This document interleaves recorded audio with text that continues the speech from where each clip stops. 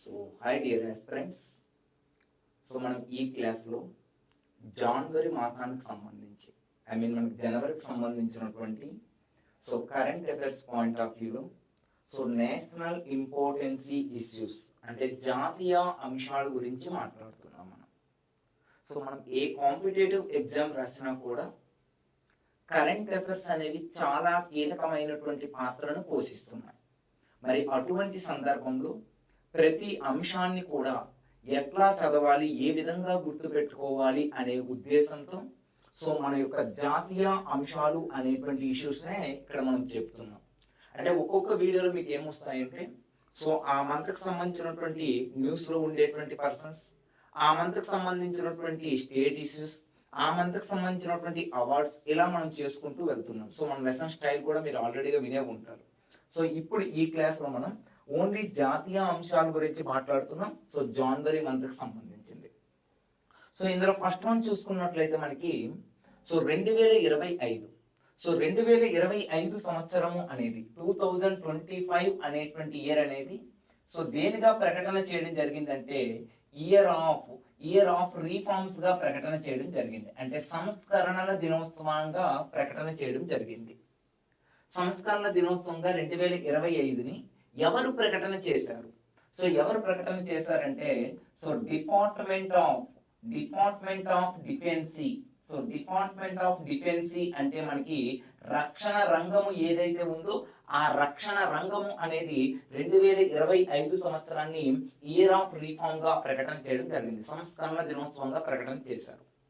అంతేకాకుండా రక్షణ శాఖ మంత్రి రాజ్నాథ్ సింగ్ గారు ఉన్నారు కదా, ఈ రక్షణ శాఖ మంత్రి రాజ్నాథ్ సింగ్ అనేది ఆర్మీ, నేవీ, ఎయిర్ ఈ మూడింటిని కలుపుతూ ఒక థియేటరైజేషన్ అనేటువంటి ఒక ప్రోగ్రామ్ కూడా నాంది పలకడం జరిగింది. మరి థియేటరైజేషన్ అంటే ఏమిటి సార్ అనేసి మీకు డౌట్ వస్తుంది.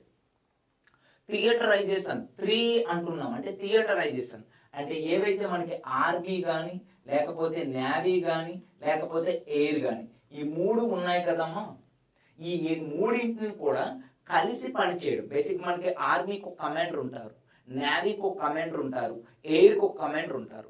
ఈ 3 కమాండర్లు కూడా కలిసి పనిచేసేటువంటి ఒక కార్యక్రమం పేరే ఏంటంటే థియేటరైజేషన్ అని పిలవడం జరుగుతుంది. అటువంటి కార్యక్రమాన్ని కూడా నాంది పలకడం జరిగింది. ఇది ఫస్ట్ కరెంట్ ఇష్యూగా గుర్తుపెట్టుకోవాలి మీరు. ఇక్కడ డిపార్ట్మెంట్ ఆఫ్ డిఫెన్స్ 2025ని ఏ విధంగా ప్రకటన చేసింది అనేది క్వశ్చన్. దాంట్లో భాగంగా థియేటరైజేషన్ అంటే ఏంటి అనేది కూడా మనం చెప్పుకున్నాం. ఇక దీనికి సంబంధించినటువంటి సెకండ్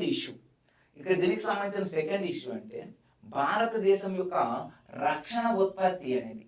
భారతదేశానికి సంబంధించినటువంటి రక్షణ ఉత్పత్తి మీకు తెలుసు. ఈ యొక్క ఏవైతే డిఫెన్స్ ఉన్నదో ఆ డిఫెన్స్ యొక్క ఉత్పత్తి అంటే ప్రొడక్షన్ అనేది చూసుకున్నట్లయితే డిఫెన్స్ యొక్క ప్రొడక్షన్ రక్షణ ఉత్పత్తి అనేది తీసుకుంటే ప్రెసెంట్ ఎంత ఉందంటే 21,083 crores అనేది ఉత్పత్తి అనేది జరుగుతుంది. అంటే 21,083 కోట్లు అనేది 2023-24 అనేటువంటి ఈ ఫైనాన్షియల్ ఇయర్ కి భారతదేశం అనేది డిఫెన్స్ లో ప్రొడక్షన్ అనేది 21,083 crores అనేది కలిగి ఉంది. 21,083 కోట్లు. 2029 అంటే 2029 నాటికి మన టార్గెట్ అనేది డిఫెన్స్ లో యొక్క ఉత్పత్తి అనేది 50,000 కోట్లకు అనేది పెంచాలి అనేది ఒక టార్గెట్ పెట్టుకోవడం అనేది జరిగింది. ఎన్ని కోట్లకు పెంచాలి? 2029 నాటికి 50,000 కోట్లకు అనేది పెంచాలని ఒక టార్గెట్ ను కూడా పెట్టుకోవడం జరిగింది. ఇక టార్గెట్ మీద క్వశ్చన్ అడిగే అవకాశం ఉంటుంది. ఇలా ఫస్ట్ వన్ మనం దేని మీద మాట్లాడామంటే 2025 గురించి మాట్లాడడం. సెకండ్ వన్ ఏంటంటే రక్షణ రంగానికి సంబంధించిన ఉత్పత్తి గురించి అనేది మాట్లాడడం అనేది జరిగింది మనకి. నెక్స్ట్ కరెంట్ ఈవెంట్ గురించి అనేది మనం చూస్తున్నాం. నెక్స్ట్ కరెంట్ ఈవెంట్ అనేది చూసుకుంటే మనకి భారతదేశంలో నెక్స్ట్ ఇంపార్టెంట్ ఏంటంటే జూట్కు సంబంధించి జూట్ అంటే మీకు తెలిసిందే కదా, జనపనార అని పిలుస్తాం మనం.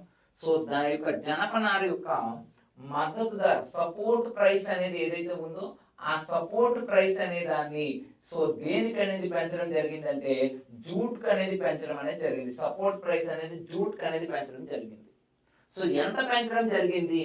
సో 2025-26 ఇయర్ మనకి ఈ యొక్క ఫైనాన్షియల్ ఇయర్ ఇదే కదా, 2025-26 కదా.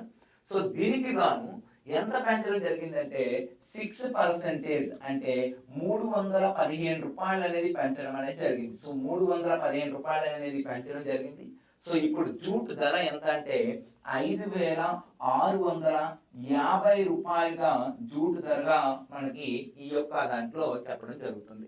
అంటే గత 10 ఏళ్ళు 10 ఇయర్స్ అంటే నరేంద్ర మోడీ గవర్నమెంట్ వచ్చిన తర్వాత జూట్ ధర 235% అనేది పెంచామండి. కానీ లాస్ట్ ఇయర్ తో పోల్చుకుంటే 6% పెంచడం జరిగింది. 315 రూపాయలు జూట్ సపోర్ట్ ప్రైస్ అనేది పెంచడం జరిగింది. ఆ పెంచిన ధరతో ఇప్పుడు 5,650 రూపాయలకి అనేది జూట్ ధర జరిగింది. అంటే ఇంతకు ముందు ఎంత ఉండేది సార్? గత 10 ఏళ్ళలో ఎంత ఉండేదంటే కేవలం జూట్కి 2,400 రూపాయలు మాత్రమే ఇచ్చేవారు. 10 ఏళ్ళ వ్యవధిలో సుమారుగా 5,000 అనేది చేరిందంటే సుమారుగా ఎంత పర్సంటేజ్ పెరిగింది అనేది ఒకసారి మనం గమనించండి. సో రీసెంట్ గా దీనికి సంబంధించి మనకి ఈ యొక్క కేబినెట్ నిర్ణయం అనేది తీసుకుంది జనవరి మాసంలో. సో దీనివల్ల మనకి ఎంతమంది రైతులు లాభపడతారంటే 40 లక్షల రైతు కుటుంబాలు జనపనార సాగు చేస్తున్నాయి. భారతదేశంలో మొత్తం తీసుకున్నట్లయితే 40 లక్షల జూటుని పండించే రైతులు ఉన్నారు. ఆ కుటుంబాలన్నిటికీ మేలు జరగడం కోసం ఈ నిర్ణయం తీసుకున్నారు. ఇంకా సపోర్ట్ ప్రైస్ అంటున్నాం, ఎంఎస్పి అంటున్నాం. అసలు ఎంఎస్పి అంటే ఏంటి? మనకి మినిమం సపోర్ట్ ప్రైస్ అనేసి అంటున్నాం కదా. ఈ మినిమం సపోర్ట్ ప్రైస్ అనేటువంటి కాన్సెప్ట్ ప్రపంచంలో మొట్టమొదటిసారిగా అమలులోకి తీసుకొచ్చినటువంటి దేశం ఏదంటే అమెరికా దేశము అనేది తీసుకురావడం జరిగింది. మరి అమెరికా దేశం తర్వాత భారతదేశానికి స్వతంత్రం వచ్చిన తర్వాత మన భారతదేశంలో కూడా ఇది అనేది ఉంటే బాగుంటుంది, ఎంఎస్పి అనేది ఉంటే బాగుంటుందని ఒక కమిటీ సిఫార్సు చేయడం జరిగింది. ఆ కమిటీ ఏంటంటే విటి కృష్ణమాచారి కమిటీ అనేది సిఫార్సు చేసింది. సో ఎంఎస్పి మీద భారతదేశంలో వచ్చిన కమిటీ ఏదంటే విటి కృష్ణమాచారి కమిటీ అనేది రావడం జరిగింది. సో ఇలా ప్రతి సంవత్సరం కూడా భారతదేశంలో ఇప్పుడు ప్రెజెంట్ ఎన్ని పంటలకు అనేది ఎంఎస్పి ఇస్తున్నామంటే 24 పంటలకు అనేది ఎంఎస్పి ఇవ్వడం అనేది జరుగుతుంది. సో ఇది మనకి జూట్కి సంబంధించి సపోర్ట్ ప్రైస్ అనేది వార్తల్లోకి రావడం వల్ల సో దీని గురించి కూడా మనం మాట్లాడుకోవడం జరిగింది. నెక్స్ట్ వన్ చూసుకున్నట్లయితే బేటీ బచావో బేటీ పడావో అనేసి అంటున్నాం మనం. సో బేటీ బచావో బేటీ పడావో అనేటువంటి దాని గురించి అనేది మనం మాట్లాడుతున్నాం మనం. సో బేటీ బచావో బేటీ పడావో అనేటువంటి కార్యక్రమం గురించి అనేది మాట్లాడే ప్రయత్నం అనేది చేస్తున్నాం. ఏంటనేది చూద్దాం ఒకసారి మనం. బేటీ బచావో బేటీ పడావో అనే కార్యక్రమం అనేది సో ఏమంటున్నామండి? బేటీ బచావో బేటీ పడావో అనే కార్యక్రమం. సో ఇది ఎప్పుడు లాంచ్ చేశారు మీకు గుర్తుండాలి వాటికి. సో బేటీ బచావో బేటీ పడావో అనేటువంటి కార్యక్రమాన్ని ఎప్పుడు లాంచ్ చేశారు అంటే 2015 సంవత్సరం జనవరి మాసంలో అనేది, ఇంకా కరెక్ట్ గా చెప్పాలంటే జనవరి 22 అనేది ఈ బేటీ బచావో బేటీ పడావో అనే కార్యక్రమాన్ని లాంచ్ చేయడం జరిగింది. ఎక్కడ లాంచ్ చేశారు? మనకి హర్యానాలో లాంచ్ చేయడం జరిగింది. హర్యానాలోని పానిపట్టు అనే ప్రాంతంలో ఈ బేటీ బచావో బేటీ పడావో అనే దాన్ని లాంచ్ చేయడం జరిగింది. మరి ఇప్పుడు ఎందుకు న్యూస్ లోకి వచ్చిందంటే సో ఈ ప్రోగ్రామ్ అనేది లాంచ్ చేసి ఎన్ని ఇయర్స్ కంప్లీట్ అయిందంటే 10 ఇయర్స్ అనేది కంప్లీట్ అవుతుంది. సో 10 సంవత్సరాలు అనేది కంప్లీట్ కావడం జరిగింది. సో 10 సంవత్సరాలు అనేది కంప్లీట్ అవుతుంది అనేటువంటి ఉద్దేశంతో ఇక్కడ ప్రధానంగా ఏంటంటే ఒక థీమ్ కూడా ఈ సంవత్సరం ఇవ్వడం జరిగింది. ఆ థీమ్ పేరు ఏంటంటే ఉజ్వల భవిష్యత్తుకు బాలికలు శక్తివంతం అనేది చేయడం. ఏంటంటే మనకి ఉజ్వల భవిష్యత్తు, ఎందుకంటే ఫ్యూచర్ లో ఎక్కువగా మనకి ఏంటి బాలికలది పై చేయి కదా. సో ఉజ్వల భవిష్యత్తుకు సంబంధించి బాలికల యొక్క సామర్థ్యాన్ని సో పెంచడం అనేది దీని యొక్క ప్రధాన ఉద్దేశం. 2025 యొక్క ప్రధాన ఉద్దేశం మనకి. సో ఈ బేటీ బచావో బేటీ పడావో ద్వారా బాలికలకు అనేది దేంట్లో సపోర్ట్ చేయడం అనేది జరుగుతుంది? సో విద్య పరంగా, అంటే బాలికలు ఏవైతే ఉంటారో ఆ విద్య పరంగా సపోర్ట్ చేయడం, వారి యొక్క ఆరోగ్యానికి సంబంధించి మనం సపోర్ట్ చేయడం, అంతేకాకుండా పోషణ విషయంలో సో బాలికలకు సంబంధించినటువంటి ఏవైతే పోషణకు సంబంధించి, ఆరోగ్య సంబంధించి, విద్యకు సంబంధించినటువంటి విషయాల్లో ఈ పథకం ద్వారా కృషి చేయడం జరుగుతుంది. ఆ పథకమే ఏంటంటే బేటీ బచావో బేటీ పడావో దీని ప్రధాన ఉద్దేశం ఏంటంటే శిశు మరణాల రేటును అనేది తగ్గించడం. ఎందుకంటే పుట్టగానే బాలికను అనేది చంపేసేటువంటి ఒక సంస్కృతి ఒకప్పుడు భారతదేశంలో పాతుకుపోయింది. అటువంటి సంస్కృతికి అనేది స్వస్తి పలుకుతూ సో బాలికలకు అనేది విద్య పరంగా, పోషణ పరంగా, ఆరోగ్య పరంగా ప్రభుత్వం ద్వారా సపోర్ట్ అందించేటువంటి ఒక కార్యక్రమం ఏంటంటే బేటీ బచావో బేటీ పడావో. ఎందుకు న్యూస్లోకి వచ్చిందంటే 10 years అనేది అయినందుకు ఒక థీమ్తో అనేది న్యూస్లోకి రావడం జరిగింది. సో నెక్స్ట్ వన్ చూస్తున్నాం మనం. సో నెక్స్ట్ కరెంట్ ఈవెంట్ అనేది చూసుకున్నట్లయితే సో మధ్యప్రదేశ్ అనేటువంటి ఒక రాష్ట్రం న్యూస్లోకి రావడం జరిగింది. మధ్యప్రదేశ్ అంటున్నా. సో మధ్యప్రదేశ్ ఏ యొక్క కార్యక్రమంతో న్యూస్లోకి రావడం జరిగిందంటే సో ఆధ్యాత్మికమైనటువంటి ప్రాంతాలు అనేవి ఉంటాయి కదా, ఆధ్యాత్మికమైనటువంటి ఏవైతే ప్రాంతాలు ఉంటాయో ఈ ఆధ్యాత్మికమైనటువంటి ప్రాంతాలలో సో మద్యపానాన్ని సో ఆల్కహాల్ ఏవైతే ఉంటాయో ఆల్కహాల్ అనేది నిషేధించాలి అనే ఉద్దేశంతో ఏ రాష్ట్రం మనకి న్యూస్లోకి వచ్చిందంటే మధ్యప్రదేశ్ అనేటువంటి రాష్ట్రం న్యూస్లోకి వచ్చింది. సో ఉన్నాయి మనకి నాసి యొక్క మధ్యప్రదేశ్లో ఉజ్జయిని అనే ప్రాంతం కానీ లేదా టెంపుల్స్ ఉండేటువంటి ప్రాంతాలు, ఇప్పుడు ఆంధ్రప్రదేశ్ తీసుకుంటే టీటీడీ, విజయవాడ ఇటువంటి ప్రాంతాలు ఏవైతే టెంపుల్స్ ఆధ్యాత్మిక కేంద్రాలుగా ఉన్నాయి కదా, అలాగే మధ్యప్రదేశ్లో ఉండేటువంటి ఆధ్యాత్మిక ప్రాంతాలు మద్యపానాన్ని నిషేధించాలి అనేటువంటి ఉద్దేశంతో అక్కడ ఉండేటువంటి సీఎం మోహన్ యాదవ్ గారు అనేది నిర్ణయం తీసుకుంటూ మధ్యప్రదేశ్ అనేది న్యూస్లోకి రావడం జరిగింది. నెక్స్ట్ వన్ సో కుంభమేళ మనకి బేసిక్గా మీకు తెలిసింది 45 రోజులు ఈ కుంభమేళ అనేది ప్రారంభమైంది. సో 45 రోజులు 45 days అనేది కుంభమేళ అనేది ప్రారంభమైంది. సో ఈ యొక్క కుంభమేళ ప్రారంభమయ్యే సమయంలో సుమారుగా 4 కోట్ల మంది అనేది వస్తారనేది అంచనా వేయడం జరిగింది. సో అందులో భాగంగా పర్యావరణాన్ని పరిరక్షణ చేయాలనే ఉద్దేశంతో 1 plate 1 bag అనేటువంటి ఒక ప్రచారాన్ని స్టార్ట్ చేయడం జరిగింది. 1 plate సో 1 plate 1 bag ఏంటి ఈ ప్రచారం యొక్క ప్రధానమైనటువంటి ఉద్దేశం ఏంటి అని చూసుకున్నట్లయితే సో కాలుష్యాన్ని నిషేధించాలనేటువంటి ఉద్దేశంతో. ఎందుకంటే క్రౌడెడ్ ప్లేసెస్ ఎక్కువైతే ఎక్కడైతే ఉంటుందో అక్కడ మనకు ఆటోమేటిక్ చెత్త పేరుకుపోతూ ఉంటుంది. ఇటువంటి క్రౌడెడ్ ప్లేస్లో చెత్త పేరుకుపోకుండా సో 1 plate 1 bag అనేటువంటి దాంతో కుంభమేళాలో ఒక రకమైనటువంటి ఏంటంటే ప్రచార కార్యక్రమాన్ని కూడా ఏర్పాటు చేయడం అనేది జరిగిందని గుర్తుపెట్టుకోవాలి మనకి. Right. Next one so next one చూసుకున్నట్లయితే మొట్టమొదటిసారిగా స్వదేశీ విమాన ఇంజన్తో, స్వదేశీ విమాన ఇంజన్ గుర్తుపెట్టుకోండి. ఇప్పటి వరకు భారతదేశం యొక్క విమాన రంగంలో ఇంజన్ ని సొంతంగా అనేది తయారు చేయలేదు. మనం ఇతర దేశాల మీద ఆధారపడే వాళ్ళం. కానీ మొట్టమొదటిసారిగా స్వదేశీ యొక్క ఇంజన్ అంటే విమానాలకు ఉండేటువంటి ఇంజన్. ఎందుకంటే ప్రతి ఒక్క మనకి వెహికల్ కి ఇంజన్ ఇంపార్టెంట్. అలాగే విమానాల్లో ఉండేటువంటి ఇంజన్ స్వదేశంగా తయారు చేస్తూ భారతదేశం న్యూస్లోకి రావడం జరిగింది. సో అలా భారతదేశంలో ఏ సంస్థ అనేది ఈ విమాన ఇంజన్ అనేది తయారు చేయడం జరిగిందంటే defence research development organisation, DRDO అనే సంస్థ. దీని యొక్క హెడ్ క్వార్టర్ ఎక్కడ ఉందామో మనకి. సో దీని యొక్క హెడ్ క్వార్టర్ అనేది ఢిల్లీలో ఉండడం అనేది జరిగింది. సో ఈ యొక్క DRDO అండర్లో ఉండేటువంటి ఒక రకమైన టెక్నాలజీ ఏంటి ఆ టెక్నాలజీ అంటే మనకి so gas turbine research establishment. So gas turbine research establishment అనేటువంటి ఒక టెక్నాలజీ, ఒక పరిజ్ఞానంతో సో కావేరీ ఇంజన్ ప్రాజెక్ట్ అంటే ఆ ఇంజన్ తయారు చేసినటువంటి ప్రాజెక్ట్ పేరు కావేరీ ఇంజన్ ప్రాజెక్టు అనేటువంటి ఈ యొక్క కావేరీ ఇంజన్ ప్రాజెక్ట్ సంబంధించి గ్యాస్ టర్బైన్ రీసెర్చ్ ఈ ఎస్టాబ్లిష్మెంట్ అనేటువంటి ఒక టెక్నాలజీతో DRDO స్వదేశీ పరిజ్ఞానంతో విమాన ఇంజన్ అనేది తయారు చేస్తూ న్యూస్లోకి రావడం జరిగిందని గుర్తుపెట్టుకోవాలి. సో నెక్స్ట్ వన్ చూసుకున్నట్లయితే ఇక్కడ ప్రధానంగా ఒక గ్లాస్ బ్రిడ్జ్ అనేసి అంటున్నాను. సో భారతదేశంలోనే మొట్టమొదటిసారిగా ఒక గ్లాస్ బ్రిడ్జ్ అనేది న్యూస్లోకి రావడం జరిగింది. ఏంటి గ్లాస్ బ్రిడ్జ్ ఏంటి ఎక్కడ అంటే గుర్తుపెట్టుకోండి, తమిళనాడు అనేటువంటి రాష్ట్రం. సో తమిళనాడు అనేటువంటి రాష్ట్రము ఒక గ్లాస్ బ్రిడ్జ్తో న్యూస్లోకి రావడం అనేది జరిగింది. తమిళనాడు ఏంటి గ్లాస్ బ్రిడ్జ్ అంటే సో మీ అందరికి తెలిసింది ఇక్కడ మనకి భారతదేశం అనేది ఉంటుంది కదా. ఈ భారతదేశంలో చిట్ట చివరి ప్రాంతం ఏంటి మనకి కన్యాకుమారి అని పిలుస్తాం మనం. కన్యాకుమారి ఈ కన్యాకుమారిలో ఇంకా చిట్ట చివరి ప్రాంతం తీసుకుంటే తిరువన్నేర్ అనేటువంటి ప్రాంతం ఉంటుంది. సో ఇక్కడ మనకి ఏముంటది అంటే మనకి తిరువన్నేరుతో పాటు వివేకానంద మెమోరియల్ ఏదైతే ఉందో ఆ వివేకానంద మెమోరియల్ రాక్ ఉంటుంది, అంటే ఒక దీవిలాగా ఉంటుంది. సో ఇక్కడ తిరువన్నేర్ ఉండేటువంటి ఈ ప్రాంతానికి మరియు వివేకానంద రాక్ మెమోరియల్ ప్రాంతాన్ని కలుపుతూ, అంటే ఈ రెండు ప్రాంతాన్ని కలుపుతూ ఈ మధ్య ఒక గ్లాస్ బ్రిడ్జ్ అనేది ఏర్పాటు చేయడం జరిగింది. ఏ రాష్ట్రం అంటే తమిళనాడు.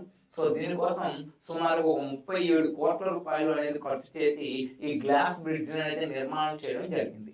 సో భారతదేశంలోనే ఫస్ట్ గ్లాస్ బ్రిడ్జ్ భారతదేశంలోనే ఎక్కడ నిర్మాణం కావబడింది అంటే తమిళనాడులోని ఏ ప్రాంతాన్ని కలుపుతూ ఈ గ్లాస్ బ్రిడ్జ్ ని వేయడం జరిగింది అంటే తిరువన్నెల్లేర్ మరియు వివేకానంద రాక్ మెమోరియల్ ఈ రెండు ప్రాంతాన్ని కలుపుతూ ఫస్ట్ టైం ఒక గ్లాస్ బ్రిడ్జ్ నిర్మాణం చేస్తూ తమిళనాడు అనేది న్యూస్ లోకి రావడం జరిగింది. రైట్. సో నెక్స్ట్ మనం చూస్తున్నాం, మనం ఎల్ఏసి అనేసి అంటున్నాం. మనం ఎల్ఏసి. సో ఎల్ఏసి వేరు, ఎల్ఓసి వేరు, మీకు తెలిసిందే.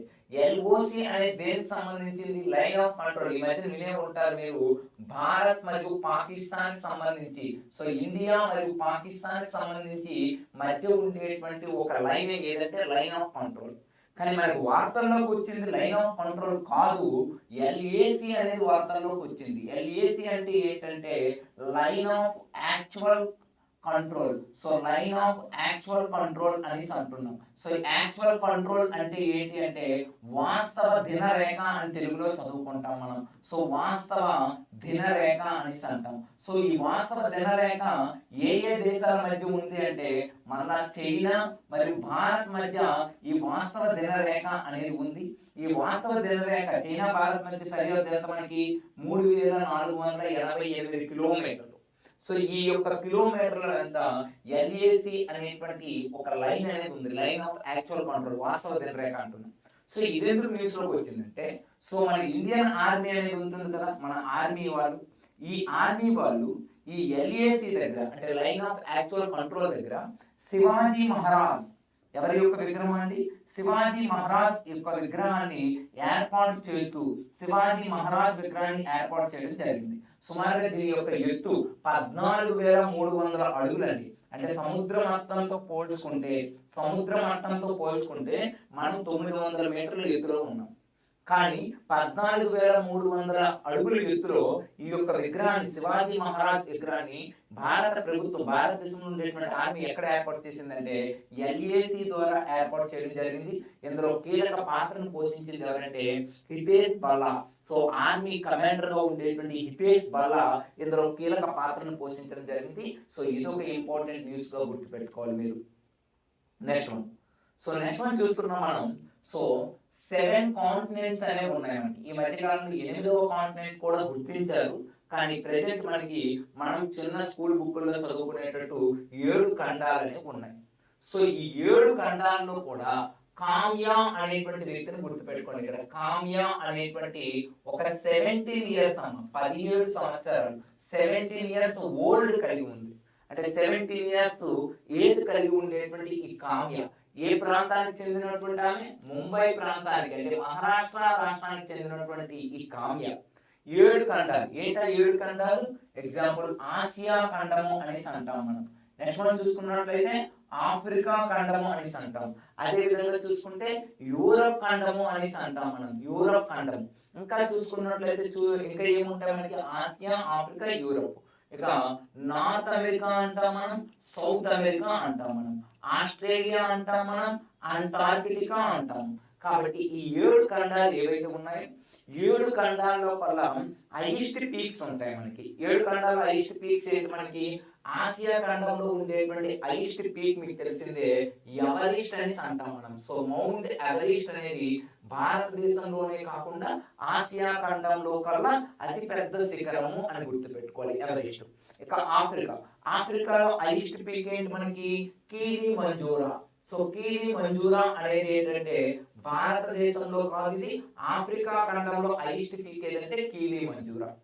అదే విధంగా యూరప్ ఖండంలో హైయెస్ట్ పీక్ ఏది అంటే మనకు ఎల్బ్రస్. ఎల్బ్రెస్ అనేది ఏంటంటే యూరప్ ఖండంలో కల్లా హైయెస్ట్ పీక్ ఏదంటే ఎల్బ్రెస్. అదేవిధంగా ఆస్ట్రేలియా వల్ల హైయెస్ట్ పీక్ ఏదంటే కోసియాస్కో. సో కోసియాస్కో ఈ కోసియాస్కో అనేది ఏంటంటే ఆస్ట్రేలియా ఖండంలో కల్లా హైయెస్ట్ పీక్ గా చెప్తాం మనం. అదేవిధంగా నార్త్ అమెరికాలో కల్లా హైయెస్ట్ పీక్ అని దేన్ని పిలుస్తాం మనం?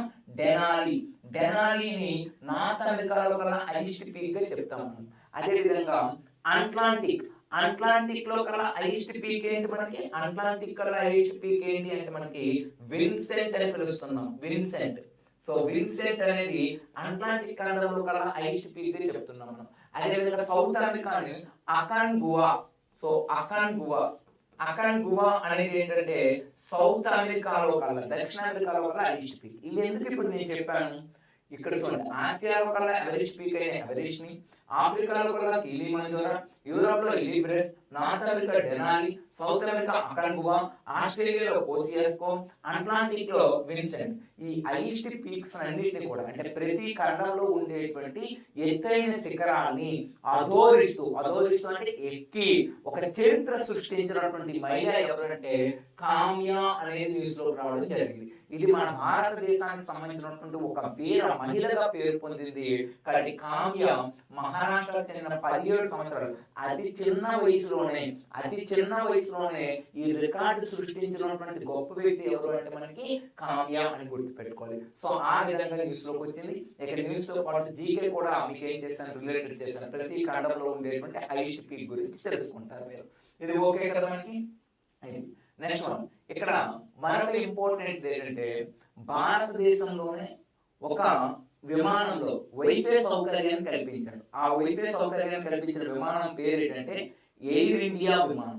ఈ ఎయిర్ ఇండియా విమానంలో వైఫై సౌకర్యాన్ని అనేది కల్పించడం జరిగిందని గుర్తుపెట్టుకోవాలి. సో నెక్స్ట్ మనం చూస్తున్నట్లయితే ఒక వెబ్సైట్ అనేది మనకి లాంచ్ చేయడం జరిగింది. సో ఆ వెబ్సైట్ ను లాంచ్ చేసింది ఎవరు అంటే మనకి ఈ యొక్క డిఫెన్స్ మినిస్ట్రీ ఆఫ్ డిఫెన్స్ అనేది ఒకటి న్యూస్ లో రావడం జరిగింది. ఏంటంటే రాష్ట్ర పర్వ్ అనేటువంటి ఒక వెబ్సైట్ అనేది లాంచ్ చేస్తూ న్యూస్ లో రావడం జరిగింది. ఏంటి రాష్ట్ర పర్వ్ యొక్క వెబ్సైట్ అంటే? సో గుర్తు పెట్టుకునే ప్రయత్నం చేయండి. December 25 మనకి ఏంటమ్మా? December 25 ఇంపార్టెన్స్ ఏంటి మనకి? సో సుపరిపాలనా దినోత్సవం అంటాం, అంటే గుడ్ గవర్నెన్సీ డే అంటాం మనం. సో ఈ గుడ్ గవర్నెన్సీ డే ఎప్పుడు జరుపుకుంటాం మనం? అంటే సో ఈ యొక్క December 25 ఎవరి పేరు మీద జరుపుకుంటాం మనం? అటల్ బిహార్ వాజ్పేయి పేరు మీద జరుపుకుంటాం. సో అటల్ బిహార్ వాజ్పేయి పేరు మీద గుడ్ గవర్నెన్సీ డే ని December 25 జరుపుకుంటాం. ఎటువంటి అవినీతి అక్రమాలకు తావు లేకుండా దేశం ప్రతి విషయంలో కూడా పురోగతిని సాధించాలనే ఉద్దేశంతో ఈ డేని జరుపుకుంటాం. అయితే దీనికి ఎందుకు ఇప్పుడు లింక్అప్ చేస్తున్నానంటే, ఇటువంటి జాతీయ పండుగలు అనేవి ఉంటాయి కదమ్మా. అంటే November 26 రిపబ్లిక్ డే అని, August 15 ఇండిపెండెన్స్ డే అని, October 2 గాంధీ జయంతి అని, April 24 పంచాయతీ డే అని, ఇటువంటి జాతీయ పండుగలు ఏవైతే ఉంటాయో ఆ జాతీయ పండుగలు అన్నిటిలో కూడా ఎటువంటి కార్యక్రమాలు జరుగుతున్నాయని ప్రజలకి ఎప్పటికప్పుడు అప్డేట్ చేయడం కోసం ఒక వెబ్ పోర్టల్ అనేది మనకి రక్షణ శాఖ మినిస్ట్రీ ఆఫ్ డిఫెన్స్ అనేది లాంచ్ చేయడం జరిగింది. ఆ వెబ్ పోర్టల్ పేరు ఏంటంటే రాష్ట్ర పర్వ్ అనేటువంటి వెబ్ పోర్టల్. దీని యొక్క ఉద్దేశం ఏంటంటే జాతీయ పండుగలు ఏవైతే ఉంటాయో, నేషనల్ ఫెస్టివల్స్ ఏవైతే ఉంటాయో, జాతీయ పండుగలు ఏవైతే ఉంటాయో ఆ పండుగల పైన ప్రజలకి అవగాహన కల్పించేటువంటి విధానం పైన ఈ రాష్ట్ర పర్వ అనేది ఒక కీలక పాత్ర పోషిస్తుంది. ఈ వెబ్సైట్ అనేది గుర్తుపెట్టుకోండి. ఈ వెబ్సైట్ లాంచ్ చేసినటువంటి మినిస్ట్రీ ఏదంటే మినిస్ట్రీ ఆఫ్ డిఫెన్స్ అని గుర్తుపెట్టుకోవాలి. సో ఇది కూడా జనవరి మాసానికి సంబంధించిన ఇంపార్టెంట్. సో నెక్స్ట్ వన్ చూసుకున్నట్లయితే మనకి క్రాప్ ఇన్సూరెన్స్ అనేది ఒక న్యూస్ లోకి వచ్చింది. సో క్రాప్ ఇన్సూరెన్స్ స్కీమ్ అంటున్నాం, పంటల బీమా పథకం అనేది ఒక న్యూస్ లోకి వచ్చింది. అసలు ఈ క్రాప్ ఇన్సూరెన్స్ స్కీమ్ ఎప్పుడు లాంచ్ చేశారు? క్రాప్ ఇన్సూరెన్స్ స్కీమ్ అనేది ఎప్పుడు లాంచ్ చేశారంటే 2016వ సంవత్సరంలో లాంచ్ చేశారు క్రాప్ ఇన్సూరెన్స్ స్కీమ్ అనేది.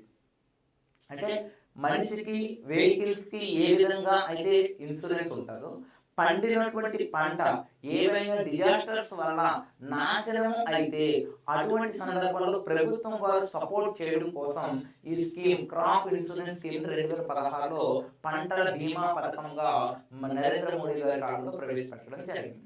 మరి ఇప్పుడు ఎందుకు న్యూస్లోకి వచ్చింది? ఎప్పుడు ఎందుకు న్యూస్లోకి వచ్చిందంటే ఇందులో భాగంగా ఈ స్కీమ్ లో భాగంగా మరొక ఏడాది అంటే 2025-26 సంవత్సరం వరకు ఈ స్కీమ్ ఏం చేస్తున్నారంటే ఎక్స్టెన్షన్ చేస్తున్నారు, విస్తరించడం జరుగుతుంది. సో ఆ విధానంతో అంతేకాకుండా ఈ యొక్క స్కీమ్ కింద రైతులకు డిఏపి అనేటువంటి ఎరువుల్ని సబ్సిడీ ద్వారా ఇక్కడ నుంచి మేము అందిస్తాము అని ప్రభుత్వం మనకి చెప్పడం జరిగింది. సో ఈ రెండు విషయాలను బేస్ చేసుకుంటూ క్రాప్ ఇన్సూరెన్స్ స్కీమ్ అనేది ఒకటి న్యూస్ లో రావడం జరిగింది. సో పంటల బీమా పథకము అనేది ఒకటి న్యూస్ లో రావడం జరిగింది. సో ఈ మధ్య కాలంలో ఈ పంటల బీమా పథకాన్ని పునర్వ్యవస్థీకరిస్తూ దీన్ని ఏ విధంగా మార్చడం అనేది జరిగిందంటే వాతావరణ పంటల బీమా పథకం అంటే క్లైమేట్ ను అనుసరిస్తూ ఆ పేరు పెట్టడం జరిగింది. సో ఇప్పుడు ఈ పథకానికి పేరు ఏంటి అంటే వాతావరణ పంటల బీమా పథకంగా కొత్తగా పేరు మార్చడం కూడా జరిగింది. సో ఆ యొక్క దాంతో జనవరి మాసంలో న్యూస్ లోకి వచ్చినటువంటి అంశాలను కూడా మనం మాట్లాడాలి. Next one most important exam point of view ఈసారి అడిగేటువంటి అవకాశం అనేది ఉంటుంది. సో ఏంటి అంటే గ్రామీణ భారత్ మహోత్సవ్. సో గ్రామీణ భారత్ మహోత్సవ్ అనేటువంటి ఒక కార్యక్రమం. సో గ్రామీణ భారత్ మహోత్సవ్ మనకి జనవరి మాసం న్యూస్ లోకి వచ్చినటువంటి ఒక ప్రధానమైన నేషనల్ ఇంపార్టెన్స్. ఎక్కడ జరిగింది? సో ఎక్కడ జరిగింది అంటే న్యూఢిల్లీలో అనేది జరిగింది. సో న్యూఢిల్లీలో ఈ కార్యక్రమం అనేది జరిగింది. సో గ్రామీణ భారత్ మహోత్సవ్ అనేటువంటి కార్యక్రమం న్యూఢిల్లీలోని భారత మండపం అనేసి ఉంటుంది కదా, అక్కడ అనేది జరిగింది. సో ఇందులో ప్రధానమంత్రి నరేంద్ర మోడీ ఒక విషయాన్ని ఒక స్లాగన్ ఇవ్వడం జరిగింది. ఏంటది? గ్రామ్ సే భారత్ సే అనేటువంటిది. అంటే దీని అర్థం ఏంటంటే గావ్ బడే దేశ్ బడే అనేది ఇవ్వడం జరిగింది. అంటే మనకి గాంధీజీ గారు చెప్తారు కదా, ఒక దేశం అభివృద్ధి చెందాలి అంటే ముందు గ్రామాలు అభివృద్ధి చెందాలని. సో ఆ విధంగా 2047 నాటికి భారతదేశంలో ఉండేటువంటి గ్రామాలన్నింటినీ సుమారు 6 లక్షల పైగా ఉండే గ్రామాలన్నింటినీ అభివృద్ధి చెందించాలనే ఉద్దేశంతో ఈ కార్యక్రమం అనేది గ్రామీణ భారత్ మహోత్సవ్ అనే కార్యక్రమాన్ని మనకి న్యూఢిల్లీలో ఏర్పాటు చేయడం జరిగింది. ఇందులో భాగంగా గ్రామానికి సంబంధించి కొన్ని లక్ష్యాలను నిర్దేశించడం జరిగింది. ఏంటది? గ్రామంలో మౌలిక సదుపాయాన్ని పెంచాలి అనే ఉద్దేశంతో. మౌలిక సదుపాయాలు అంటే అక్కడ ట్రాన్స్పోర్ట్ సౌకర్యాన్ని కల్పించాలి. నెక్స్ట్ గ్రామాల్లో ఉండేటువంటి వ్యక్తులకు వాటర్ ఫెసిలిటీస్ ఇవ్వాలి, రోడ్ సిస్టమ్, పారిశుద్ధ్యము, ఇటువంటి విషయాలు వాళ్ళకి సరైనటువంటి అవగాహన కల్పించడమే కాకుండా కొంత ఆదుకోవాలనే ఉద్దేశంతో గ్రామాల్లో మౌలిక సదుపాయాలను కల్పించాలి. నెక్స్ట్ గ్రామాల్లో ఆర్థిక వ్యవస్థను అనేది నిర్మించాలి. ఆర్థిక వ్యవస్థను నిర్మించాలంటే గ్రామాన్ని ఎకానమీ పరంగా డెవలప్మెంట్ అనేది చేయాలి, ఎకానమీ పరంగా అభివృద్ధి చెందించాలి. ఇలా చేస్తూ 2047 నాటికి వికసిత్ విలేజ్ గా అనేది తీర్చిదిద్దాలి. అంటే 2047 నాటికి మనం ఆల్రెడీ టార్గెట్ పెట్టుకున్నాం కదా, భారతదేశాన్ని అభివృద్ధి చెందిన దేశంగా అనేది చూపించాలని. అట్లనే ఇక్కడ కూడా ఏంటి, వికసిత్ విలేజ్ గా 2047 నాటికి చేయాలి అనేసి గ్రామీణ భారత్ మహోత్సవ్ అనేటువంటి కార్యక్రమాన్ని ఎక్కడ ఏర్పాటు చేశారంటే న్యూఢిల్లీలో ఏర్పాటు చేయడం జరిగింది. సో అది కూడా న్యూస్ లో రావడం జరిగింది. సో నెక్స్ట్ వన్ చూసుకున్నట్లయితే సో ఈ మధ్య కాలంలో మనకి కేంద్ర మంత్రి మరియు రోడ్డు రవాణా శాఖ మంత్రి అయినటువంటి నితిన్ గడ్కరీ, ఎవరు మనకి నితిన్ గడ్కరీ ఒక ప్రకటన చేస్తూ న్యూస్ లో రావడం జరిగింది. ఏంటి ఆ ప్రకటన అంటే హిట్ అండ్ రన్. ఏంటంటే ఆ ప్రకటన మనకి హిట్ అండ్ రన్ అనేటువంటి ప్రకటన. అంటే ఏంటి దీని అర్థము అంటే సో రోడ్డు ప్రమాదాలు జరుగుతూ ఉంటాయి మనకి, నేషనల్ హైవేలో రోడ్డు ప్రమాదాలు జరుగుతాయి. ఆ రోడ్డు ప్రమాదాలు జరిగినటువంటి 24 గంటల్లో సో బాధితులకు 1.5 లక్షల సహాయాన్ని అందివ్వాలి. సో పొరపాటున అనేది మరణిస్తే 2 లక్షల రూపాయలు అనేది ఇవ్వాలనే ఉద్దేశంతో హిట్ అండ్ రన్ అనే దాన్ని ప్రకటన చేసినటువంటి వ్యక్తి ఎవరంటే సో కేంద్ర ట్రాన్స్పోర్ట్ మినిస్టర్ ఎవరు మనకి నితిన్ గడ్కరీ అనేటువంటి వ్యక్తి అనేది ప్రకటన చేయడం జరిగింది. సో ఆ ప్రకటనతో న్యూస్ లో రావడం జరిగింది. నెక్స్ట్ మనం చూసుకున్నట్లయితే నెక్స్ట్ వార్తల్లో ఉండేటువంటి మరొక అంశం ఏమిటంటే సో ప్రవాసి భారతీయ దివాస్ అనేసి అంటున్నాం మనం. సో ప్రవాసి భారతీయ దివాస్, సో ప్రవాసి భారతీయ దివాస్ అనేసి పిలుస్తున్నాం మనం. ఎప్పుడు జరుపుతాము ప్రవాసి భారతీయ దివాస్? ఎప్పటికీ మీకు ఐడియా ఉండాలి. సో ఎప్పుడు జరుపుకుంటున్నాం మనం? జనవరి 9వ తేదీన జరుపుతున్నాం. సో జనవరి 9న ప్రవాసి భారతీయ దివాస్ అనేది జరుపుతున్నాం మనం.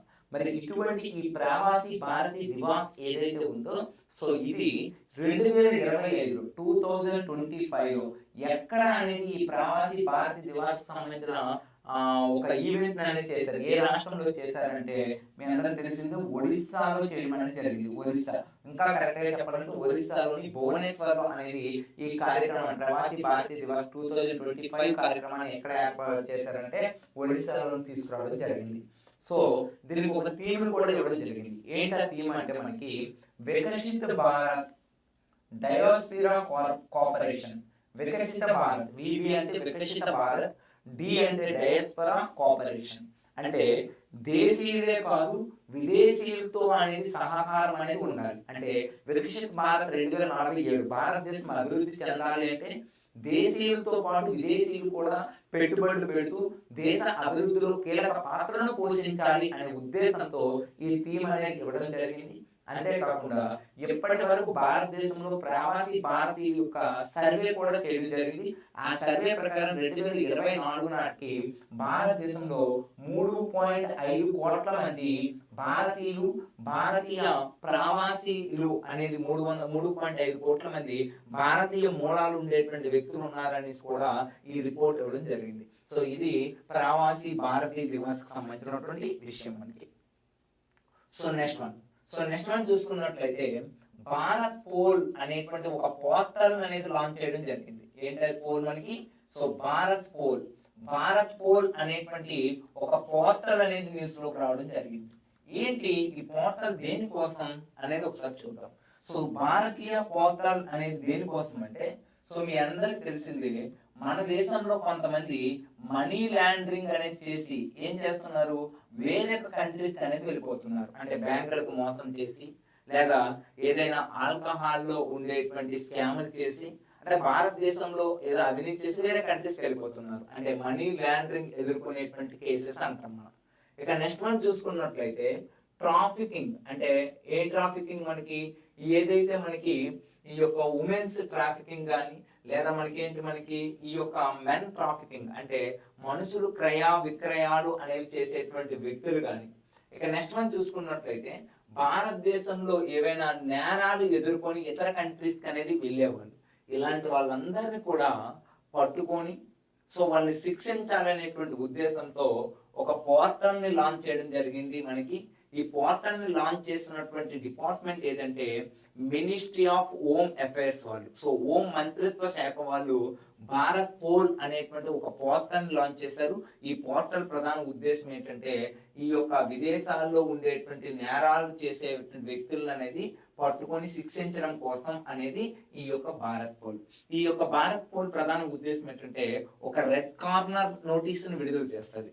బేసిక్గా ఈ రెడ్ కార్నర్ నోటీస్ ఇప్పటి వరకు అనేది ఎవరు రిలీజ్ చేసేవారంటే ఇంటర్పోల్ అనేటువంటి సంస్థ, ఇంటర్పోల్ అనే వాళ్ళు ఉంటారు కదా, ఆ ఇంటర్పోల్ రిలీజ్ చేసేవారు. అంటే భారతదేశంలో ఈ భారత్ పోల్ని దేంతో పోల్చొచ్చు అంటే సో ప్రపంచంలో ఇంటర్పోల్తో అనేది ఈ పోర్టల్ని పోల్చొచ్చు. అర్థమైందా? సో ఇంటర్పోల్ ఏ విధంగా అయితే రెడ్ కార్నర్ రిలీజ్ చేస్తుందో, ఒక వ్యక్తిని రిలీజ్ చేసిందంటే రెడ్ కార్నర్ ఆ వ్యక్తి పైన నోటీస్ ఇచ్చిందంటే ఆ వ్యక్తిని పట్టుకునే రైట్స్ అనేవి ఉంటాయి. అలాగే భారత్ పోల్ కూడా ఇండియాలో ఒక ఇంటర్పోల్ గా పనిచేస్తుందని హోంశాఖ మంత్రి అయినటువంటి అమిత్ షా గారు ఈ పోర్టల్ అనేది కొనియాడటం అనేది జరిగింది. సో ఇది గుర్తుపెట్టుకోవాలి. నెక్స్ట్ వన్ ఎస్బీఐ అనేది న్యూస్ లోకి రావడం జరిగిందమ్మా. SBI state bank of India అనేది న్యూస్ లోకి వచ్చింది. మరి స్టేట్ బ్యాంక్ ఆఫ్ ఇండియా అనేది దేనికోసం న్యూస్ లోకి వచ్చింది మనకి అంటే గుర్తుపెట్టుకోండి, పేదరికము అనేది ఉంటుంది కదా, ఆ పేదరికాన్ని అంచనా వేస్తూ ఈ యొక్క ఎస్బీఐ అనేది న్యూస్ లోకి రావడం జరిగింది. పేదరికాన్ని అంచనా వేస్తూ. సో పేదరికాన్ని అంచనా వేయడానికి భారతదేశంలో నీతి ఆయోగ్ ఉంది కదా, పేదరికాన్ని అంచనా వేయడానికి ఎన్ఎస్ఎస్ఓ ఉంది కదా. అంటే ఆ రెండు ఉన్నాయి. నిజంగా వాస్తవంగా పేదరికాన్ని అంచనా వేయడానికి ఈ రెండు సంస్థలే అంచనా వేస్తాయి. కానీ మొట్టమొదటిసారిగా పేదరికాన్ని భారతదేశం పైన ఒక రిపోర్ట్, ఒక బ్యాంక్ అనేది ఇచ్చింది. ఆ బ్యాంక్ ఏంటంటే మనకి ఎస్బీఐ బ్యాంక్. సో ఈ బ్యాంక్ ఏమంటుందంటే ఒక 10 ఏళ్ళు అంటే 2011-12 తీసుకోవడం జరిగింది, 2023-24 తీసుకురావడం జరిగింది. అంటే ఈ 10 ఏళ్ళని పోల్చడం అనేది జరిగింది. సో 2011-12లో భారతదేశంలో విలేజెస్ లో చూసుకుంటే 25.7% అనేది పేదరికం అనేది ఉంది. ఇది మనకి ఎంతగా తగ్గిందంటే 4.86కి తగ్గింది. ఎక్కడిది? విలేజెస్ లో, గ్రామాల్లో. అదే మనం అర్బన్ లో చూసుకున్నాం అనుకోండి, పట్టణాల్లో చూసుకున్నాం అనుకోండి, అర్బన్ లో చూసుకుంటే 2011-12 సంవత్సరం నాటికి సో ఎంత పేదరికము అనేది పట్టణంలో ఉందంటే 12.7% అనేది పేదరికం అనేది ఉంటే, సో దాన్ని 2023-24కి ఎంతగా తగ్గింది అంటే 2023-20కి ఎంత తగ్గిందంటే 4.08% అనేది తగ్గింది. అంటే దీని ప్రధాన ఉద్దేశం ఏంటంటే భారతదేశంలో పేదరికం అనేది తగ్గుతుంది అని ఎవరు రిపోర్ట్ ఇవ్వడం జరిగింది? ఎస్బీఐ రిపోర్ట్ ఇవ్వడం జరిగింది. ఎందుకు సార్ ఎస్బీఐ ఎందుకు ఇచ్చిందంటే మీకు తెలిసిందే, అసలు 1954లో ఎస్బీఐ ఏర్పాటు చేయడం కోసం ఒక కమిటీ వస్తుంది. ఏంటమ్మా కమిటీ? గోర్వాలా కమిటీ వస్తుంది. ఈ గోర్వాలా కమిటీ ఏం చెప్తుంది? భారతదేశంలో ఉండేటువంటి ప్రజల ఆదాయాన్ని పెంచాలన్నా, ప్రజల యొక్క పేదరికాన్ని తగ్గించాలన్నా, సో ప్రజల్ని భారతీయ బ్యాంకుల్లో అనేది సమ్మిళితం చేయాలి. అంటే బ్యాంకింగ్ వ్యవస్థ ప్రజలకు చేరువ చేయాలి. అంటే ప్రజల కోసం ఒక బ్యాంక్ ఉండాలని చెప్తుంది. సో ప్రతి వ్యక్తికి కూడా బ్యాంకుతో అనేది మమేకం చేసినట్లయితేనే మనం అనేది కొంచెం ఆర్థిక పరంగా అభివృద్ధి చెందుతామని 1954 రిపోర్ట్ ఇస్తే, సో 1955లో భారతదేశంలోనే ప్రజల కొరకు, ప్రజల యొక్క ఆర్థిక లావాదేవీల కోసం ఏర్పడిన బ్యాంక్ ఏదంటే ఎస్బీఐ. సో ఎస్బీఐ యొక్క పొదుపు విషయంలో కానీ, ఎస్బీఐ ఇచ్చే లోన్స్ విషయంలో కానీ ప్రజల యొక్క పేదరికాన్ని దృష్టిలో పెట్టుకుంటూ ఇస్తారు. అందుకే ఎస్బీఐ పేదరికం మీద రీసెంట్గా అనాలిసిస్ చేసి ఒక రిపోర్ట్ ఇచ్చింది. ఆ రిపోర్ట్ ప్రకారంగా అనేది ఇక్కడ కొంచెం ఇది కూడా మనకి న్యూస్లో రావడం జరిగింది. సో నెక్స్ట్ వన్ చూసుకున్నట్లయితే దేశంలోనే బిచ్చగాళ్ళు అనే వాళ్ళు ఉంటారండి మనకి. ఈ బిచ్చగాళ్ళు సో వాళ్ళ యొక్క ప్రధానమైనటువంటి ఉద్దేశం ఏంటి? ఏదో ఒకటి వాళ్ళ యొక్క దైనందిన కార్యకలాపాల్లో ఏదో ఒకటి బిచ్చమెత్తుకుంటూ వాళ్ళ జీవనం సాగిస్తారు. కానీ ఒక ప్రాంతంలో బిచ్చగాళ్ళు లేనటువంటి ప్రాంతంగా తీర్చిదిద్దాలనే ఉద్దేశంతో కృషి చేస్తుంది. ఆ ప్రాంతం ఏంటంటే ఇండోర్. సో ఇండోర్ దీనికోసం ఏం చేస్తుందంటే, సో బిచ్చగాళ్ళని పట్టిస్తే సో 1000 రూపాయలు అనేటువంటి నజరానా కూడా ప్రకటన చేయడం జరుగుతుంది. అంటే దీని ఉద్దేశం ఏంటంటే మధ్యప్రదేశ్ యొక్క కీలకమైనటువంటి ఆ సర్కార్ తీసుకున్న నిర్ణయం ఏంటంటే బిచ్చగాళ్ళు లేని రాష్ట్రంగా మన రాష్ట్రాన్ని తీర్చిదిద్దాలనే ఉద్దేశంతో మధ్యప్రదేశ్ అనేది ముందుకు రావడం జరిగింది. సో అందులో భాగంగా ఇండోర్లో ఇటువంటి కార్యక్రమాన్ని కూడా చేపట్టడం అనేది జరిగిందని గుర్తుపెట్టుకోవాలి. ఇక నెక్స్ట్ వన్ చూసుకున్నట్లయితే మనకి సో మీ అందరికి తెలిసిందే, సో మనకెంతో భారతదేశంలో అంటేనే ఎక్కడితో ప్రారంభమవుతుంది? దేంతో? మనకి సింధు నాగరికతతో ప్రారంభమవుతుంది. సో మీకు తెలుసు కదా సింధు నాగరికత భారతదేశంలో. సో చరిత్ర ప్రారంభం అనేది ఎక్కడ నుంచి జరిగిందంటే సింధు నాగరికత. దీన్నే మనం ఇంకో పేరుతో పిలుస్తాం. ఏంటా నాగరికత? మనకి హరప్ప అనే పేరుతో పిలుస్తాం కాబట్టి దీన్ని హరప్పా నాగరికత అని కూడా అంటాం మనం. సో హరప్పా నాగరికత అన్న సింధు నాగరికత అన్న ఒకటే. మరి ఇది ఎందుకు సార్ న్యూస్లోకి వచ్చిందంటే, సో సింధు నాగరికత కాలంలో మనకు ఒక భాష అనేది ఉంటుంది. మీ అందరికీ తెలిసింది. ఏంటా భాష మనకి? సో సర్పలిపి అనేసి అంటాం మనం. సర్పలిపి దీనికే మరొక పేరు ఏముందమ్మా మనకి? సర్పలిపికే మరొక పేరు ఏంటి?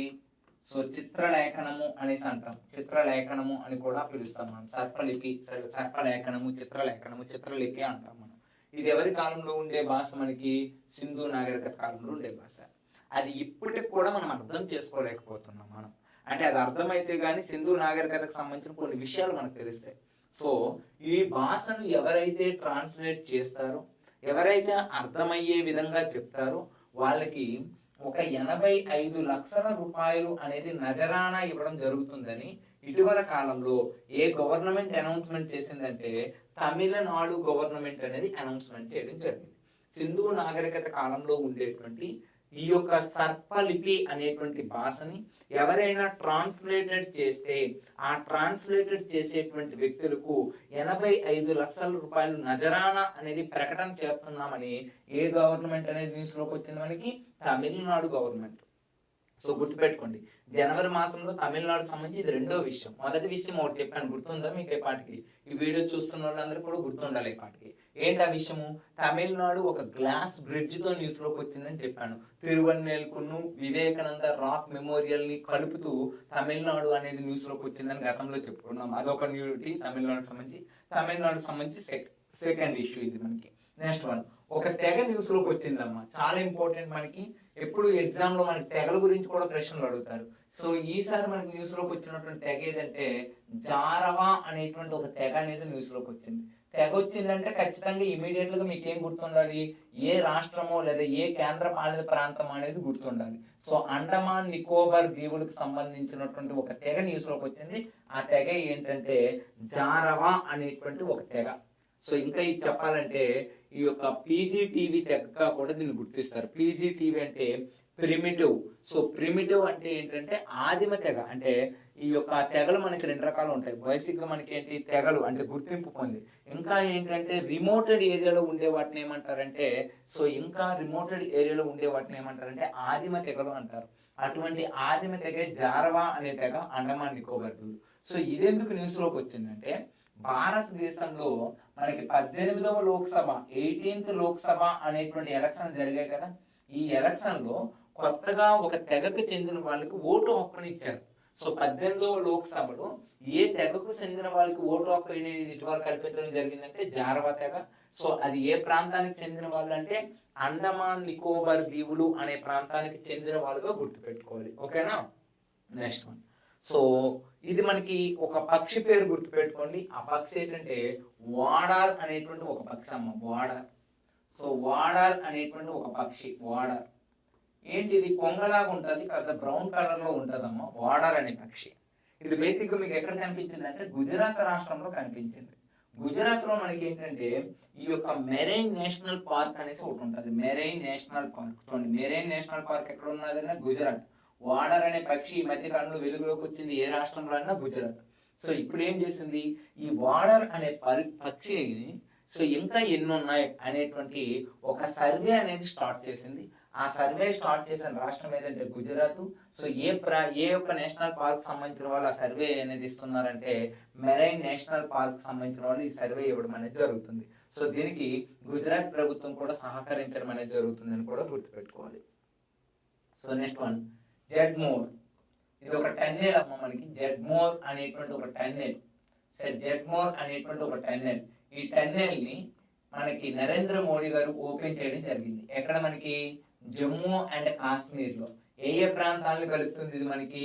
సో వాతావరణమైనటువంటి పరిస్థితుల్లో అంటే లే మరియు శ్రీనగర్ ఏదైతే ఉందో, అంటే శ్రీనగర్ ఉన్నది కదా మనకి, ఈ యొక్క శ్రీనగర్ అనే ప్రాంతాన్ని లేని కలిపేటువంటి ఒక టన్నెల్ ఏది అంటే మనకి ఈ జెడ్మోరా టన్నెల్. సో ఇది బేసిక్ గా మనకి ఏంటంటే మంచుతో హెవీగా కప్పబడిపోతూ ఉంటది. సో ఇలా మంచుతో కప్పబడిపోయినప్పుడు ట్రాన్స్పోర్టేషన్ అనేది వెళ్ళి రావడానికి అనేది కష్టంగా ఉంటది. సో దీంతో ఇక్కడ మనకి ఒక అండర్ గ్రౌండ్ టన్నెల్ అనేది ఏర్పాటు చేయడం జరిగింది. అది శ్రీనగర్ కి లేని కలుపుతూ ఉండేటువంటి ఆ టన్నెల్ ఏంటంటే ఈ యొక్క జెడ్మోర్ టన్నెల్ అనేది ఏ ప్రాంతంలో మోడీ గారు ఓపెన్ చేశారంటే జమ్మూ అండ్ కాశ్మీర్ అని గుర్తుపెట్టుకోవాలి. అదేవిధంగా ఇంకోటి న్యూస్ లో వచ్చినటువంటి ప్రధానమైన అంశం ఏంటంటే జనవరి మాసంలో యూనిఫామ్ సివిల్ కోడ్ అనేది న్యూస్ లోకి రావడం జరిగింది. యూనిఫామ్ సివిల్ కోడ్ అంటున్నాను. సో భారత రాజ్యాంగంలో దీని గురించి చెప్పే ఆర్టికల్ ఏదమ్మా మనకి? So article number 44 uniform civil code గురించి చెప్తుంది. ఆల్రెడీ అమల్లో ఒక రాష్ట్రంలో ఉంది. ఏ రాష్ట్రంలో? గోవాలో అమల్లో ఉంది మనకి ఇది. ఒక రాష్ట్రంలో రీసెంట్ గా ఇంప్లిమెంటేషన్ లోకి వచ్చింది. ఏంటా రాష్ట్రం మనకి?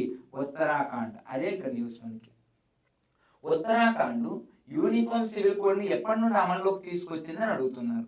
ఎప్పటి నుండి అంటే జనవరి 26, 2025 నుండి ఉత్తరాఖండ్ లో అమల్లోకి రావడం జరిగింది. ఎప్పటి నుండో చట్టం చేస్తున్నారు, ఎప్పటి నుండో పబ్లిసిటీ అనేది దీని గురించి అనేది ఉత్తరాఖండ్ లో ఉన్నప్పుడు కూడా యూనిఫామ్ సివిల్ కోడ్ అనేది ఉత్తరాఖండ్ లో ఎప్పటి నుండి అమల్లోకి వచ్చిందంటే జనవరి 26 రిపబ్లిక్ డే పురస్కరించుకుంటూ సో ఉత్తరాఖండ్ లో యూసీసీ యూనిఫామ్ సివిల్ కోడ్ అనేది అమల్లోకి రావడం అనేది జరిగిందని గుర్తుపెట్టుకోవాలి. సో నెక్స్ట్ మనం చూసుకున్నట్లయితే భారతదేశంలోనే రద్దీ ఎక్కువగా ఉండేటువంటి ప్రాంతం ఏంటి లేదా నగరం ఏమిటి అంటే గుర్తుపెట్టుకుంటూ ఒకప్పుడు మనకి ఏముండేదంటే మనకి బెంగళూరు ఉండేదండి, రద్దీ ఎక్కువగా ఉండేది.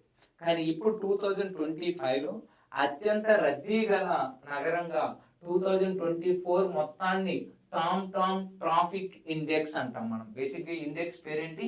టామ్ ట్రాఫిక్ ఇండెక్స్ అనేసి ఒక ఇండెక్స్ అనేది క్యాలిక్యులేట్ చేస్తారు. దేశంలో అత్యంత రద్దీ అనేది ఎలా క్యాలిక్యులేట్ చేస్తారు?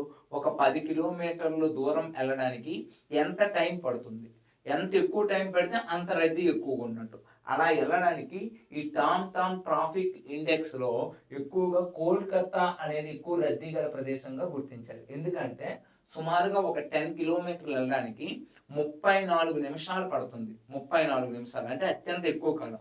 ఇదే బెంగళూరు తీసుకున్నారనుకోండి, బెంగళూరులో తీసుకున్నట్లయితే మనకి 34 నిమిషాలే పడుతుంది. కానీ అది 34 నిమిషాల 33 సెకండ్లు పడితే ఇది 34 నిమిషాల 10 సెకండ్లు అనేది పట్టింది. అందుకే సెకండ్ అత్యంత రద్దీ గల ప్రాంతం ఏదంటే బెంగళూరు. కానీ దేశంలో అత్యంత రద్దీ గల ప్రాంతం ఏది అంటే కోల్కతా అనేసి గుర్తుపెట్టుకుంటే చాలు మనకి. So next one. So Uttar Pradesh అనేది ఒక కార్యక్రమంతో అనేది న్యూస్లోకి రావడం జరిగింది. ఏంటి ఆ కార్యక్రమం అంటే no helmet. So no helmet no fuel. So no helmet no fuel. No fuel అంటే మీకు తెలిసింది ఇంధనము. అంటే పెట్రోల్ బంకుల్లో ఇంధనాన్ని పట్టించుకోవాలంటే ఏం కంపల్సరీ? హెల్మెట్ అనేది కంపల్సరీ. ఎందుకంటే ఉత్తరప్రదేశ్లో 1 సంవత్సర కాల వ్యవధిలో ప్రమాద బారిన పడిన వాళ్ళు, అంటే హెల్మెట్ లేకుండా ప్రమాద బారిన పడిన వాళ్ళు సుమారుగా 23,000 మంది ప్రమాద బారిన పడ్డారు.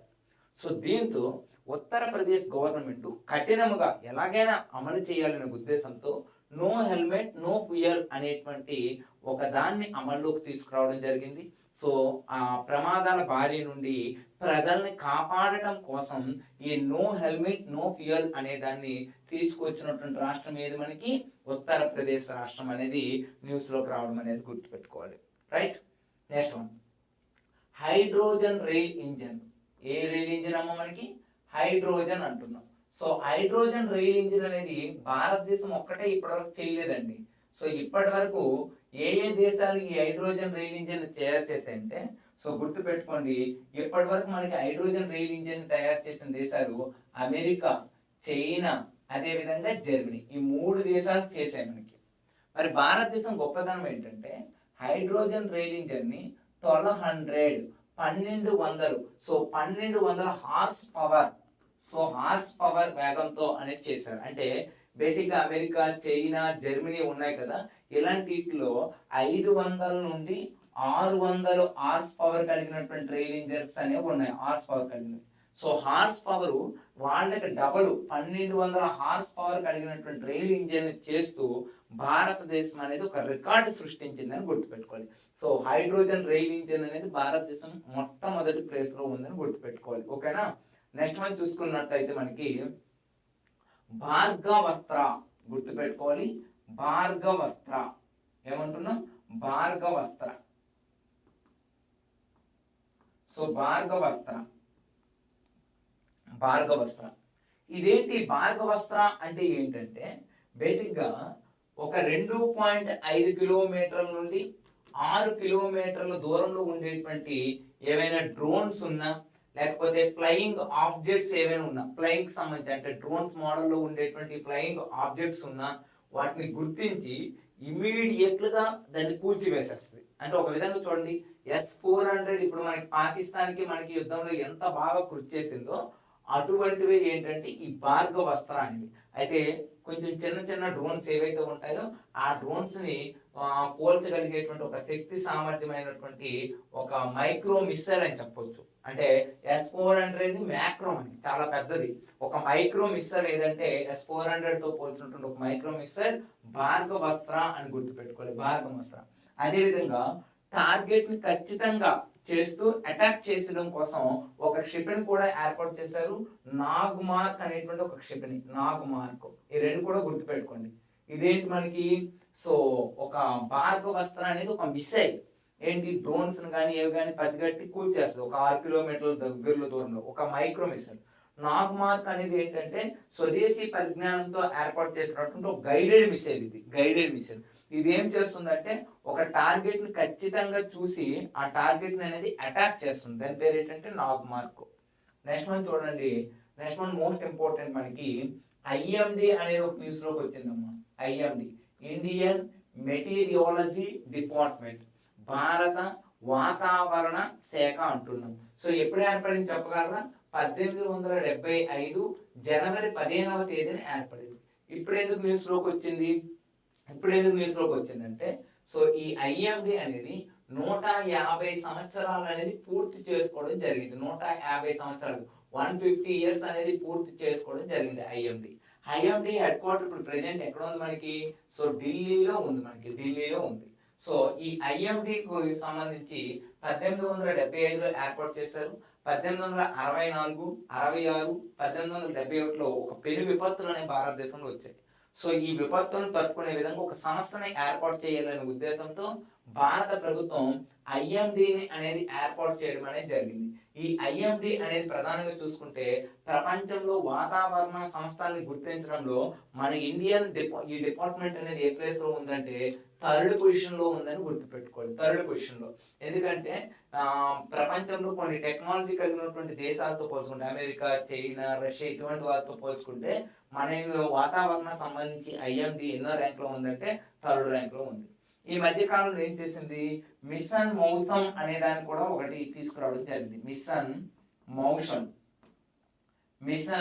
మౌసం అనే దాన్ని ఒకటి ప్రారంభించింది. ఇదేంటి? మిషన్ మౌసం యొక్క ప్రధాన ఉద్దేశం ఏంటంటే సో ఎలక్ట్నెస్ అంటే ఏంటంటే ఇప్పుడు మనకి చూడండి ఏవైనా రాబోయేటువంటి టైంలో ఏవైనా డిజాస్టర్స్ జరుగుతాయి, విపత్తులు జరుగుతాయి అనేటువంటి ముందుగా సమాచారం అందిస్తుంది. మీకు కూడా చూడండి ఎప్పుడైనా వాన మేఘాలు కానీ ఏవైనా మేఘాలు కానీ లేదా వర్షాలు కానీ పడే ముందు సో పిడుగులు పడే అవకాశం అనేది ఉందని ఒక అలర్ట్నెస్ మెసేజ్ అనేది వస్తుంది. మీరు చూసుకుంటారు, మొబైల్కి వస్తుంటుంది. సో అటువంటి మెసేజ్ అనేది రావడం కోసం దేన్ని ఏర్పాటు చేశారంటే మిషన్ మౌషంని ఏర్పాటు చేయడం జరిగింది. దీని ప్రధాన ఉద్దేశం ఏంటంటే విపత్తుల నుండి ప్రజలకు ముందుగానే అప్రమత్తం అనేది చేయడమే దీని ప్రధానమైనటువంటి ఉద్దేశంగా గుర్తుపెట్టుకోండి. దీనికోసం నేషనల్ మెటీరియాలజీ ఐఎండి కొన్ని సంస్థలు కూడా వర్క్ చేయడం అనేది జరుగుతుంది. సో ఆ విషయంతో ప్రధానంగా న్యూస్ లోకి రావడం అనేది జరిగిందని గుర్తుపెట్టుకోవాలి. నెక్స్ట్ 2030 నాటికి సో 2030 నాటికి మనకి సో 500 గిగావాట్స్ తో గ్రీన్ ఎనర్జీ 500 గిగావాట్స్ తో గ్రీన్ ఎనర్జీని ఏర్పరచాలి. మరి ఇప్పుడు ఎంత ఉంది? సో ఇప్పుడు మనకి ఎంత ఉందంటే 2024 నాటికి 218 గిగావాట్స్ కలిగినటువంటి గ్రీన్ ఎనర్జీ అనేది మనకు ఉంది. గ్రీన్ ఎనర్జీ అంటే మీకు తెలిసిందే సౌరశక్తి. సో టర్బైన్స్ ద్వారా వచ్చేటువంటి అంటే పొల్యూషన్ లేకుండా ఉండేదాన్ని గ్రీన్ ఎనర్జీ అంటున్నాం. సో అది 2030 నాటికి మన టార్గెట్ ఎంత అమ్మా? మనకి 500 గిగావాట్ మన టార్గెట్. ప్రెజెంట్ ఎంతో మనకి ఉంది 218 గిగావాట్స్ మాత్రమే ఉందని గుర్తుపెట్టుకోవాలి. ఓకేనా? Next last one national issues కి సంబంధించి జాన్వరి మంత్రానికి సంబంధించి సంచార్ సాథీ ఏంటమ్మా మనకి? సంచార్ సాథీ అనేటువంటి ఒక యాప్ అనేది న్యూస్ లోకి వచ్చింది. సంచార్ సాథీ ఏంటి? సంచార్ సాథీ అంటే సో మనకి స్కామ్ కాల్స్ మెసేజెస్ వస్తుంటాయి.